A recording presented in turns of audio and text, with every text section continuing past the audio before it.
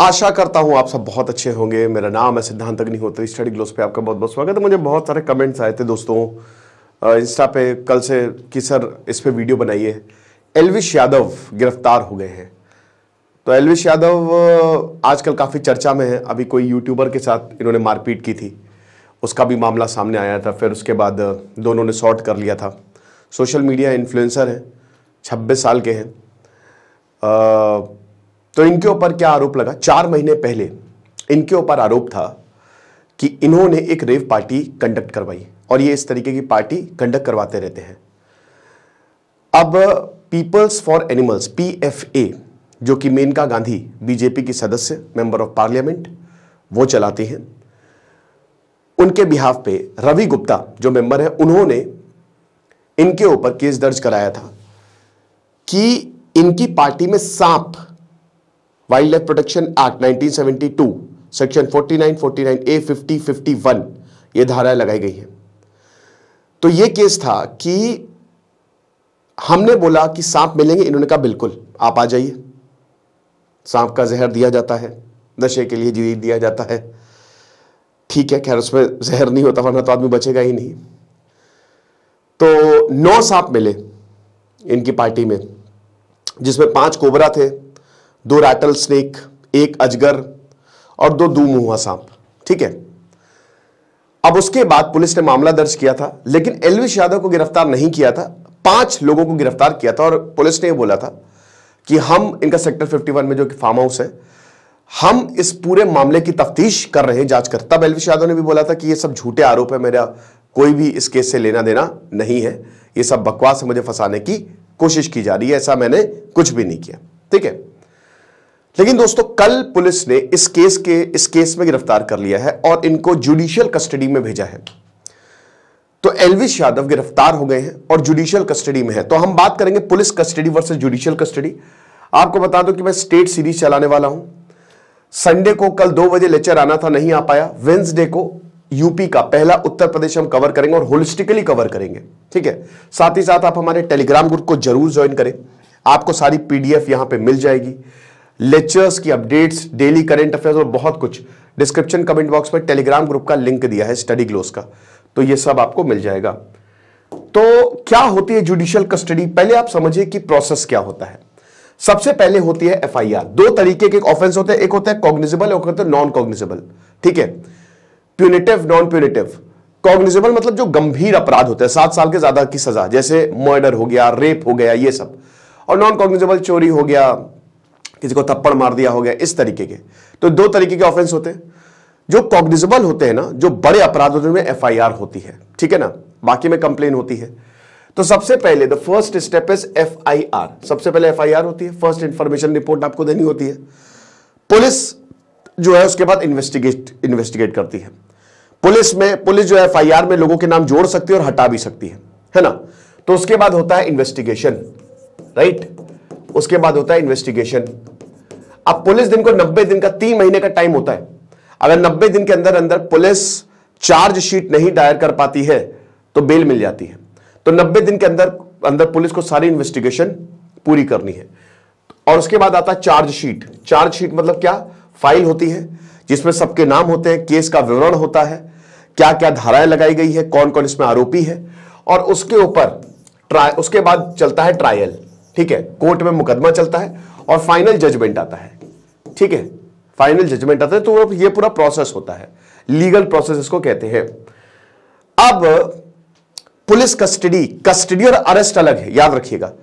Warrant की जरूरत पड़ती है, आपने अक्सर मूवीज में देखा होगा। लेकिन अगर आपका गंभीर अपराध है, अगर आपका कॉग्निजेबल ऑफेंस है, तो वारंट की जरूरत नहीं है, ऐसे ही आपको उठा लेगी पुलिस। बिल्कुल, गंभीर अपराध में पुलिस नहीं देखती। प्रिवेंटिव डिटेंशन, हालांकि उस पर काफी ज्यादा बवाल भी होता है कि कैसे 7 महीने, 3 महीने, 4 महीने के लिए आप जेल में डाल सकते हो शक के बिना पे। पहले रोलेट एक्ट में होता था ये। तो अब कस्टडी हो गया। कस्टडी और अरेस्ट अलग है। कस्टडी मतलब चलो, जैसे सिद्धांत अग्निहोत्री है, आंदोलन कर दिया, कुछ कर दिया, तो पुलिस ले गई, समझाया बुझाया, फिर छोड़ दिया। कस्टडी अलग है। अरेस्ट मतलब हाँ भाई, अरेस्ट आपको पहले अरेस्ट करेगी, मतलब चलो आप हमारे साथ, ठीक है, वारंट है पूरा का पूरा, और उसके बाद कस्टडी में उसको रखा जाएगा। मतलब अरेस्ट अल्टीमेटली कन्वर्ट कस्टडी में ही होती है। अब दो तरीके की कस्टडी होती है, एक होती है जुडिशियल, एक होती है पुलिस। क्या डिफरेंस है? देखो, पुलिस रिमांड, वैसे सही शब्द पुलिस रिमांड है। क्या होता है कि जब किसी को गिरफ्तार किया जाता है ना, तो पुलिस उसको पकड़ के ले जाती है। मान लो कि मैंने कोई भी क्राइम किया, किसी ने भी कुछ किया, तो पुलिस मुझे पकड़ के ले जाएगी।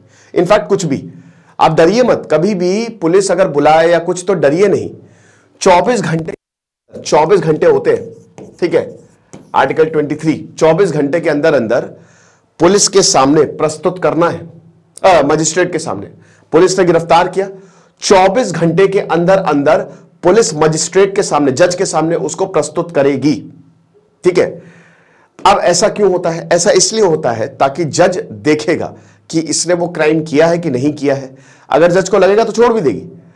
और पुलिस कस्टडी देनी कि जुडिशियल कस्टडी देनी है? अब एक चीज समझिए, मान लीजिए किसी को पकड़ा गया, कोई मान लीजिए 12 बजे पकड़ा है किसी को पुलिस ने, तो अब अगले दिन 12 बजे तक का टाइम है।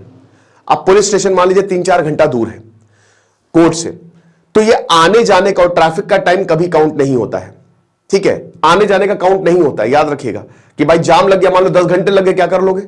तो आने और जाने वाला जो पुलिस स्टेशन से जो अपराधी को लेकर निकली और कोर्ट तक पहुंचे, नहीं काउंट होता है। तो अब आप इसमें एरर भी नहीं कर सकते, क्योंकि डायरी में एक एक चीज नोट होती है, एक एक चीज, और क्योंकि सीसीटीवी कैमरे हैं तो कोई एरर की गुंजाइश नहीं है। साथ ही साथ हॉलीडे का भी टाइम नहीं काउंट होता है, ठीक है, छुट्टी है। तो 24 घंटे के अंदर अंदर पुलिस मजिस्ट्रेट के सामने पेश करती है। अब मजिस्ट्रेट जो है, दो ऑप्शन होते हैं, तो पुलिस रिमांड या judicial custody. Police judicial custody का मतलब यह है कि अब वो मजिस्ट्रेट के अंदर है, यानी कि उसको जेल में बंद किया जाता है। तो इस समय एल्विश यादव जेल में है। जुडिशियल कस्टडी ही ज्यादातर डिमांड होती है कि भाई हमको जुडिशियल कस्टडी ही दो, क्योंकि इसमें पहली बात जेल में होते हैं, जेलर के अंदर आप होते हैं। हालांकि पुलिस इंटेरोगेशन करती है, लेकिन जज के अंडर में है ना, तो ठीक रहता है, बाकायदा काफी ज्यादा बेटर रहता है, क्योंकि पुलिस का यहां पे हस्तक्षेप नहीं है। अब मान लो 14 दिन की बेसिकली ये दी जाती है।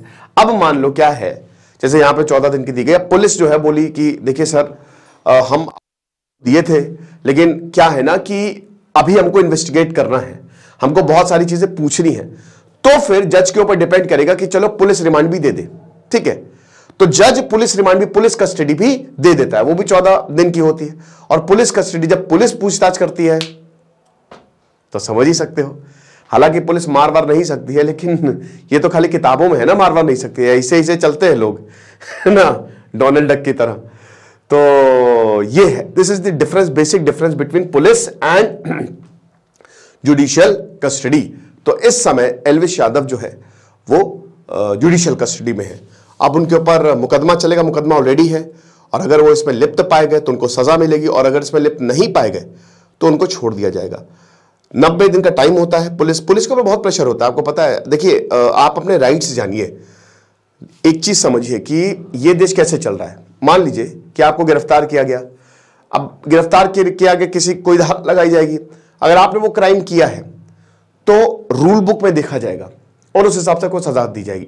अगर आपने क्राइम नहीं किया तो आपको छोड़ दिया जाएगा। तो याद रखिए कि जो हमारा देश है वो संविधान और रूल से चलता है, ठीक है ना। तो कभी व्यक्ति विशेष या किसी इंस्टीट्यूशन से आपको डरने की जरूरत नहीं है। ये लेक्चर था, बाकी आप हमारे टेलीग्राम ग्रुप को जरूर ज्वाइन करें, और जो भी अपडेट होगी मैं आपको बताऊंगा। Thank you so much.